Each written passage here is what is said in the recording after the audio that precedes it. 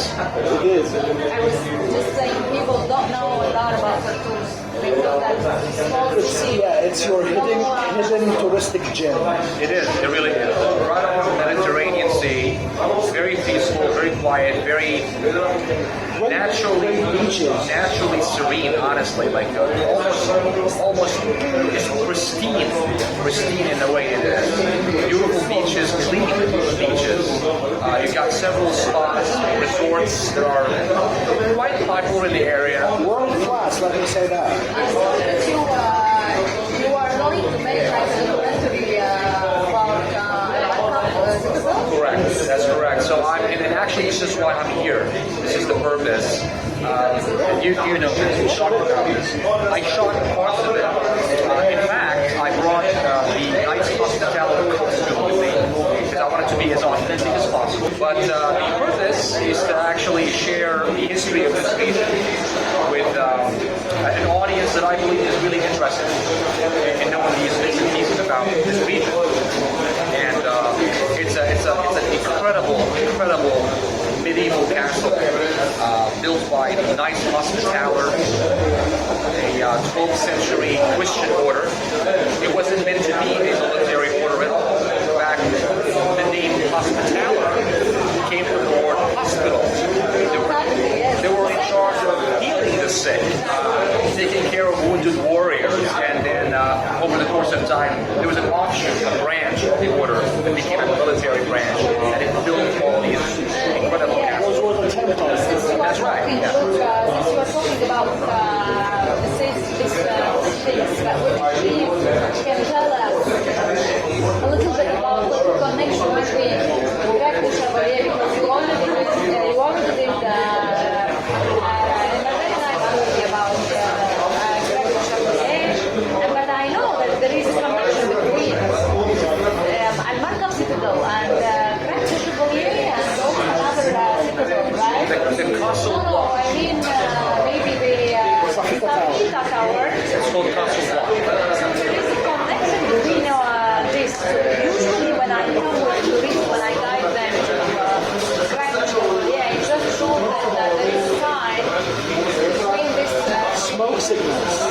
Smoke signals and fire signals. Right. So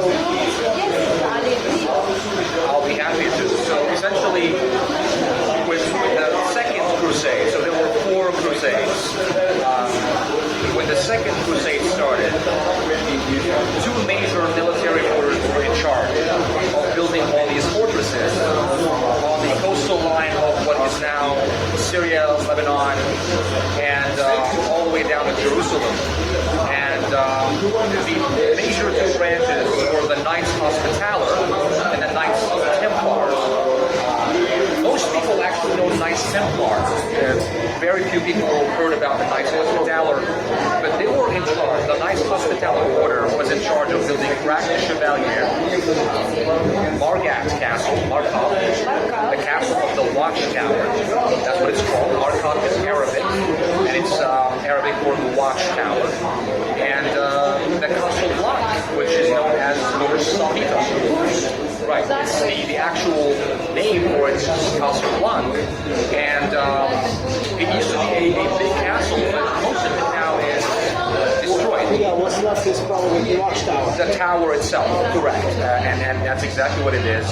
They were strategically located in areas where, as you said earlier, MJ, whenever there was any sort of sign that there was an invasion, Especially the naval invasion. yeah, coming right on. Absolutely. The fortress of Arad as well. Most people think of the Phoenicians. The Phoenicians were the first civilization to live in the island of Arad. And it was mentioned in the book of Genesis in the Holy Bible. They were called the Arabanites, the people of Arad or Arad.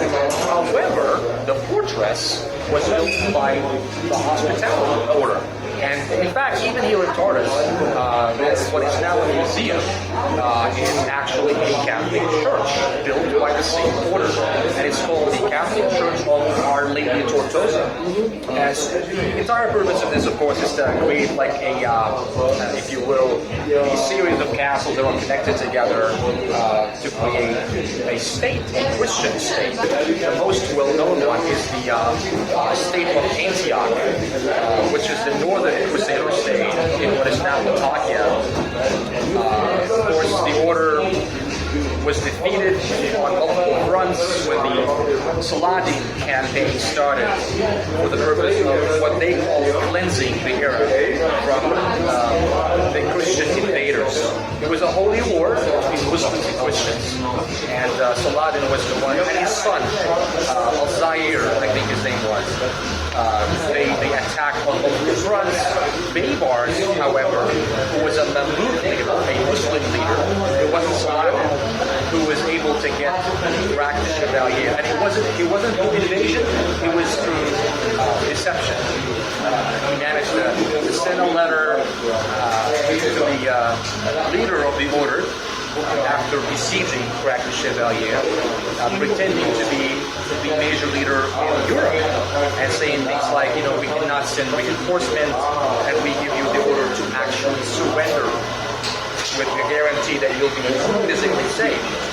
But it was Baybar who wrote the actual letter, and so the Hospitallers believed it, and they agreed to give away Crack the Chevalier, and that's how they managed to get it. But it was a very difficult task to actually invade and get to Crack the Chevalier. It's a concentric castle, extremely well built, and right now it is one of the best well-preserved medieval castles in the Levant. Well, that's probably basically how the Arab name translates. Like Al-Marqab, that is an impregnable fortress. Correct. It was near impossible to overtake. That's right. You're exactly right. Yep. One thing, there are absolutely, there are a lot to talk about. There are a lot of things, a lot of information. If you want to know about Crack the Chevalier, you cannot finish. It's a very long history. It's an incredible architectural. Yes, the building, how many times it was destroyed before because of an earthquake, then they built it again in that design like to be resistible for the earthquake. Also, great to know, if you are more inclined to the entertainment than the history of it. Well, a couple of weeks ago was the annual festival. So it's a great nightlife experience, guys.